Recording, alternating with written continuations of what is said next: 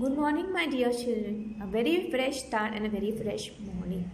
Let's start with an interesting new poem that is a humorous one.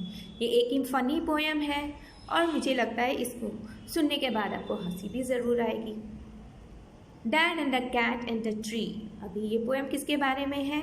Daddy के बारे में है, एक बिल्ली के बारे में है और एक ट्री के बारे में है. Have you ever seen a cat climbing a tree? क्या आपने कभी भी एक बिल्ली को ट्री क्लाइंब करते हुए देखा है?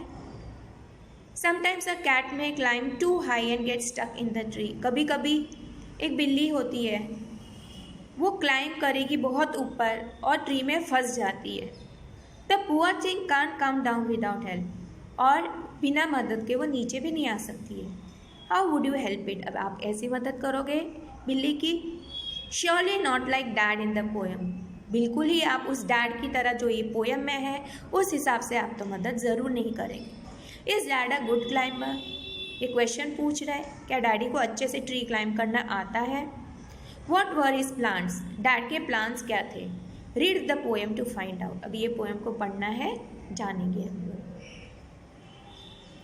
This morning a cat got stuck in our tree. Dad said right just leave it to me.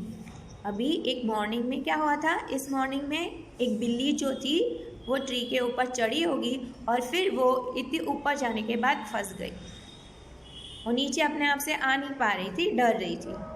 Dad ने बोला ठीक है, ये काम मुझ पर छोड़ दो, बिल्ली को नीचे लाने का काम मेरा, बिल्ली को मैं बचाऊंगा. The tree was wobbly.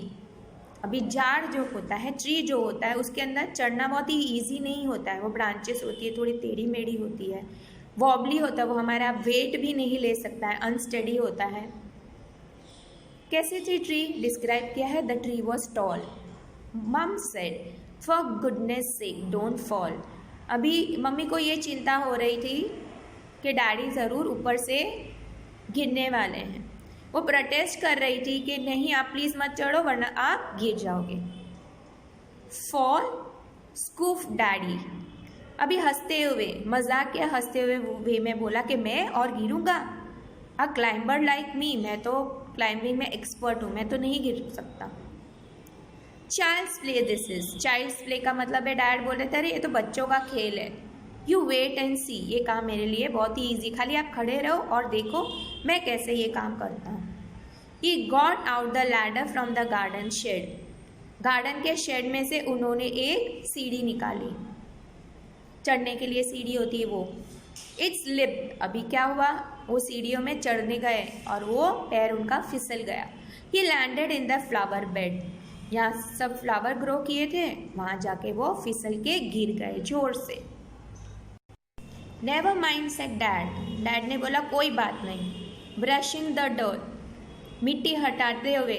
मिट्टी कहाँ लगी थी? Off his hair and his face. उसके बालों में मिट्टी लगी हुई थी, उसके चेहरे पे डैड की मिट्टी लगी हुई थी. And his trousers and his shirt, यानी मिट्टी उनके शर्ट पैंट दोनों में लगी हुई थी. Will try plan B.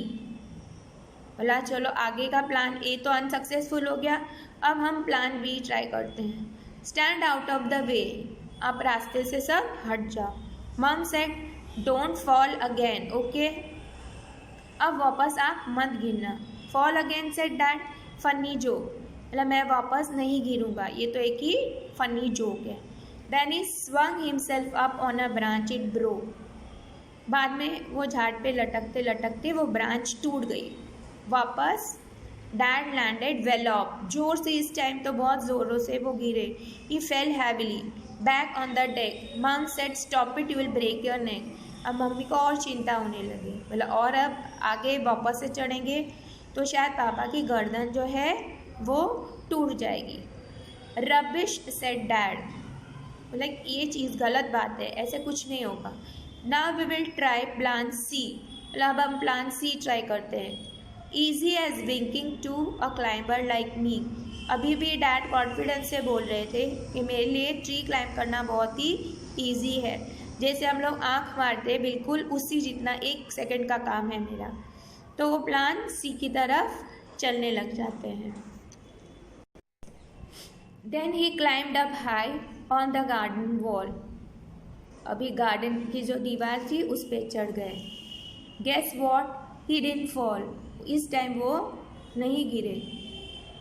He gave a great leap, उन्होंने ज़ोर से वो कूदे। एंड ही लैंडेड फ्लैट, वो ज़ोर से कूदे और नीचे ज़मीन पे गिर गए।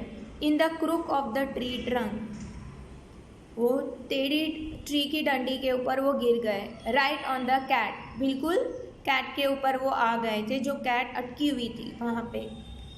अभी कैट के ऊपर वो गिरे तो कैट ने ज़ोर से चिल्लाया, येल किया। And sprang to the ground, और डर के मारे नीचे ज़मीन पे जंप किया। Pleased as punch to be safe and sound, अभी वो जो कैट थी बहुत ही प्लीज थी कि वो उसे बिल्कुल चोट नहीं आई, वो अनहर्ट थी। So is smiling and smirking, silly way में स्माइल कर रहा था। Smug as can be, smug यानी प्राइड ऑफ अचीविंग, क्या प्राइड हुआ था कि वो ऊपर से कैट अपने आप नीचे जंप कर सकी और सेफली लैंडिंग किया इसके लिए। But poor old dad still stuck up the tree, अभी लेकिन जो डैड थे वो ट्री में स्टक अप हो गए थे। ये पोएम किसने लिखी है? किट राइट ने। I hope you have understood this funny humorous poem. Bye for today, meet you soon.